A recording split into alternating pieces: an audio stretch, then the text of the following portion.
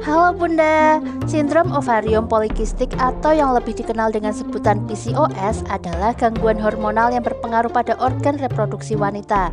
Sangat penting bagi Bunda yang memiliki PCOS untuk memahami gejala-gejala yang mungkin muncul, terutama saat sedang mengandung, karena bagaimanapun juga PCOS bisa berdampak cukup signifikan terhadap kesehatan reproduksi. Bisakah Bunda dengan PCOS hamil? Kalau penasaran, simak video ini sampai habis ya.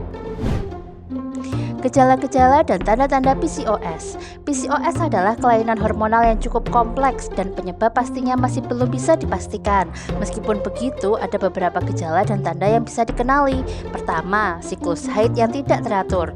Siklus haid yang tidak teratur adalah gejala umum dari PCOS.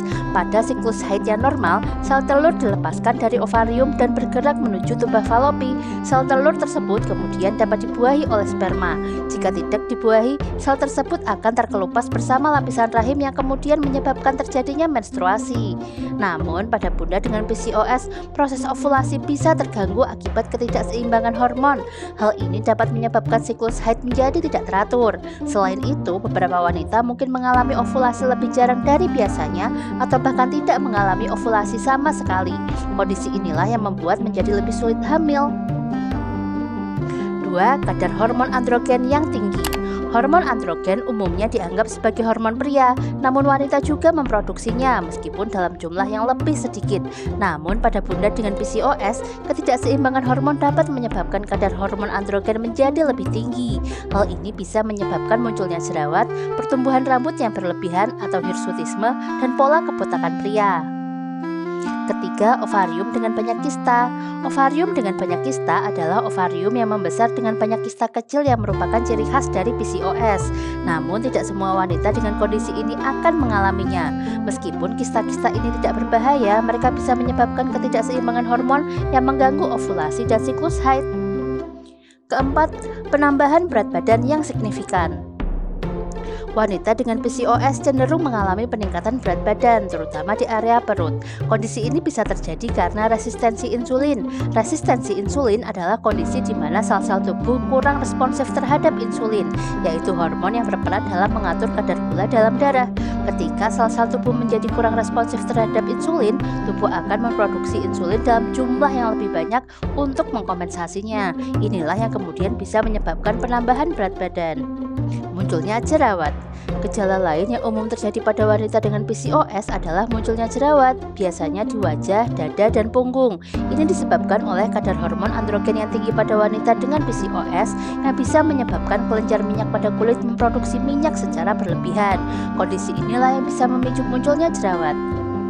Hirsutisme.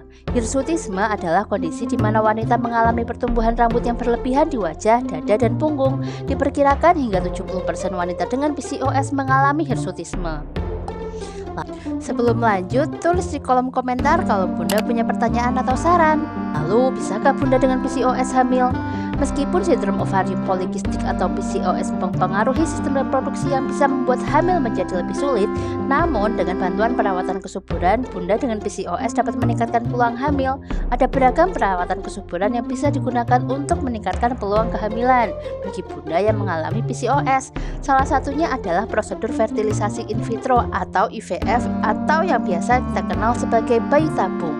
Fertilisasi in vitro atau IVF adalah teknologi reproduksi berbantu yang efektif untuk Bunda dengan PCOS yang mengalami gangguan ovulasi. Teknologi ini juga bisa membantu wanita yang memiliki masalah kesuburan lainnya.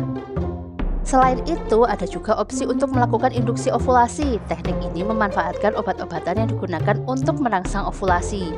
Biasanya obat ini dikonsumsi atau disuntikan di awal siklus menstruasi.